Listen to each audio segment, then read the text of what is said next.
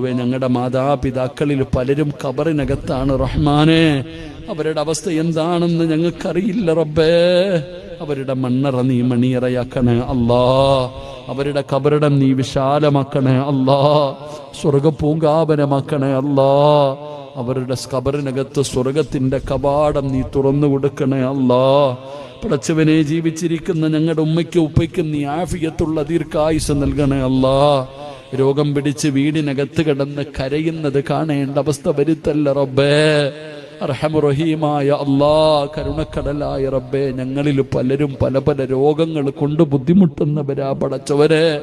സമ്പാദിച്ചത് മുഴുവനും വിറ്റ് ചികിത്സിച്ചാലും മാറാത്ത ഒരു രോഗവും നീ ഞങ്ങൾക്ക് തരല്ലേ അല്ലാ. നീ ഞങ്ങളെ ദുനിയാവിലിട്ട് നരകിപ്പിക്കല്ലോ അല്ലാ. ശരീരത്തിന്റെ ഭാഗങ്ങൾ മുറിച്ചു മാറ്റുന്ന രോഗങ്ങൾ തരല്ലേ റഹ്മാനേ.